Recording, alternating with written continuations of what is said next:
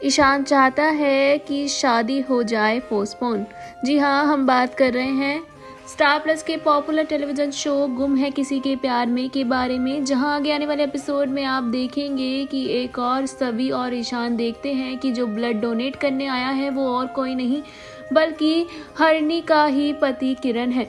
और किरण सभी पर इन सब चीज़ों का इल्ज़ाम लगाता है, वो सभी को ब्लेम करता है कि आज जो कुछ हुआ है हरणी के साथ वो सिर्फ तेरी वजह से हुआ है। समृद्ध को तेरे से दुश्मनी थी और उसने पूरे परिवार से अपनी दुश्मनी निकाली है। ईशान को आ जाता है किरण पर गुस्सा, क्योंकि वो सभी पर इल्ज़ाम लगा रहा होता है और वो किरण का कॉलर पकड़ लेता है, जहां पर नर्स उसे रोकती है। इसी के साथ किरण अफसोस भी जताता है और कहता है कि उसे जेल में एहसास हुआ कि वो कितना गलत था और अब वो अपनी पत्नी का साथ देना चाहता है और इसीलिए वो ब्लड डोनेट करने आया है। दूसरी ओर घर में सभी मेहंदी फंक्शन एंजॉय कर रहे होते हैं, जहां मेहंदी वाली रीवा के हाथ में मेहंदी लगा रही होती है और साथ ही साथ वो दूल्हे की माँ के बारे में पूछती है, जहां सुरेखा आती है और कहती है कि वो दूल्हे की माँ है। आगे दुर्वा सभी को डांस करके दिखाती है। सब मेहंदी का फंक्शन एंजॉय करते हैं और दुर्वा परफॉर्म करती है प्रतीक के साथ। रीवा के हाथ में मेहंदी लग रही होती है और वो ईशान का नाम अपने हाथ में लिखवाती है, जिसके बाद सुरेखा ईशान के बारे में पूछती हुई नजर आती है कि ईशान काफ़ी देर से नहीं दिखा है और ये देखने के बाद सभी घर वाले ईशान को ढूंढने लग जाते हैं। ईशान घर में नहीं दिखता है तो यशवंत प्रतीक से पूछता है और प्रतीक घुमा फिरा कर बातें कर रहा होता है। यशवंत को गुस्सा आ जाता है और वो प्रतीक से लगातार पूछता है। साथ ही साथ रीवा की माँ भी ईशान के बारे में बातें करती है कि ईशान अपनी मेहंदी फंक्शन को छोड़कर कहाँ चला गया है।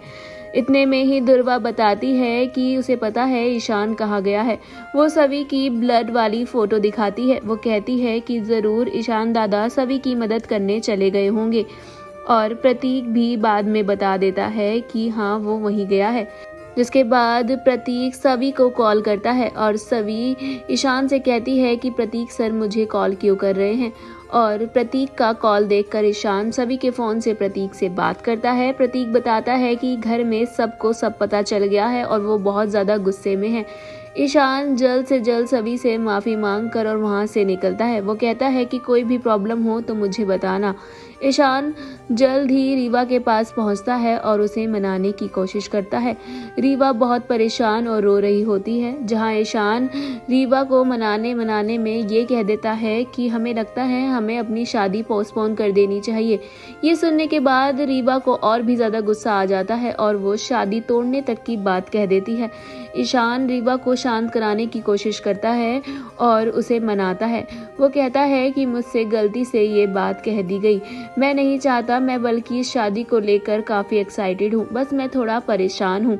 और वो रीवा को मना लेता है। वो कहता है रीवा से कि कल हल्दी सेरेमनी का फंक्शन है और हम इसे अच्छे से सेलिब्रेट करेंगे।